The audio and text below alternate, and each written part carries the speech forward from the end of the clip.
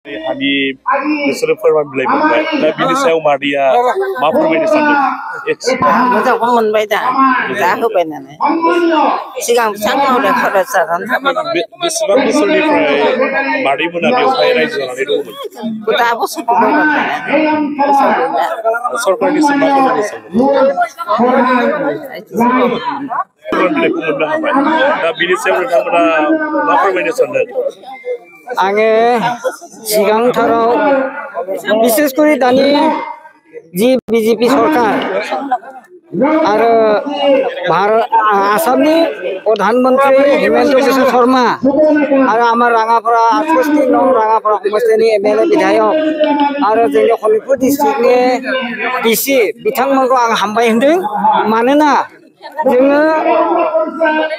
बे हानि थाखाय 2070 सननिफ्राय नांनानै दिनै बिजेपि सरकार फैनायजों लोगोसेसो जों बे हाखौ मोननो हादों बेनिखायनो आं बिजेपि सरकारखौ हामबाय होनदों आरो बेजों लोगोसे जि जोंनि एबसुफ्रा जोंनि थाखाय नांनानै होबाय बिथांमोननि थाखाय आङो गोसो खुसियै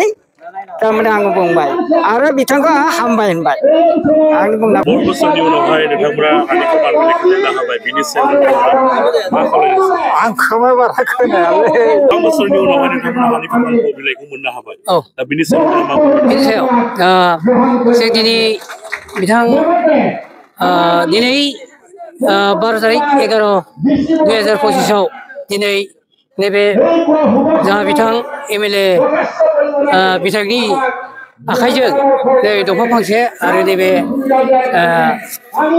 पाट्टाखौ मोनबाय होननानै आं जोबोद मोजां मोनबाय नाथाय गोबां आगोलाव मोनैखाय जोङो दुखु मोनदोंमोन होदारै होसारै मालायजों सोंखारि जादोंमोन जों मोजां बुंजायामोन आरो जोंखौ गोबां मानसिया जोंखौ बिथांमोनहा हा गैया बिसोरखौ जेबो होनो हाया नङा होनना बुंदोंमोन बिनिखाय बिथाङा गोसो होनानै दिनै बिधायक एमएलएआ जाहाथे जोंनो 1 नं गेरगाजुलि एफारसेयाव जाहाथे आंनि मुङाव श्री खरगेश्वरनि मुङाव माने दंफां फांसे आरो पाट्टाखौ रानना होनाय जादों बेनिखाय जोबोद गोजोननाय थाबाय नोंथांमोना बेवहाय रायजो जानाया बेसेबां बोसोर जाखो रायजोआथ' गोबां बोसोर जाबाय 71 सननिफ्राय जादों बेनिखायनो 71 सनाव जानानै गोबां बोसोर जाना थानायाव नै दासो 25 सनाव मोननाय जादों होमबा गोबां बोसोर जाबाय जों हाथामा रावजोंबो सिनायजायि जादों मिथिजायि जादों बेनिखायनो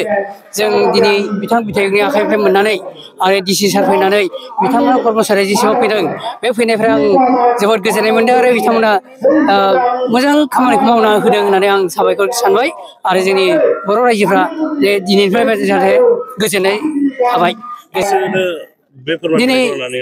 फोरमान बिलाइआ गासै दा 1114 जन बिथांमोननो दंफां फांसे आरो पाट्टाखौ होनाय जादों बिनि थाखाय नोंथांमोना सोरखौ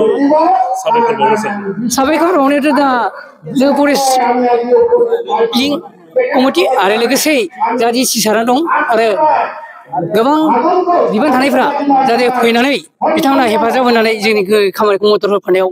गाहाम जादों आरो लोगोसे डिसि सारा जाबायदि फैनानै मोजां खोथा बुंलांदों आं बेनिखायनो साबायखर बावबाय बिथांनिसिमबो जाहाथे बिथाङा आरो हाजासे बाखि थानायफोरखौ मोजाङै मोजां रानना होबावदों होननानै आं खावलायजाबाय गोजोन्थों फोरमायनायाथ' बेनो दिनै एफार्सनि जोनोम जानायनिफ्राय आरो लोगोसे बिथांमोनजों जोंनि एबसुआ हेफाजाब नांथाबनायनि बोलोआव हयथ' दिनै बिजेपि सरकार जानानै बिथांमोननिफ्राय जों मोननाय जादों बिथांमोनजों जों मोननाय जादों बेसे बोसोर नोंथांमोना बेहाय रायजो जानानै दंमोन रायजो जानायबाथ' टटेलि साननांगोन सानाब्लाबो आं बुंनो हागौ आरो 1985 आव आं फैदोंमोन हयथ' बिनि सिगाङाव मालायफोरा बांसिनाव फैदोंमोन आं 85 होदों दा नाव बेसेबां इयार्स जाखो आं बेखौ मिथिला सानबा मोनगोन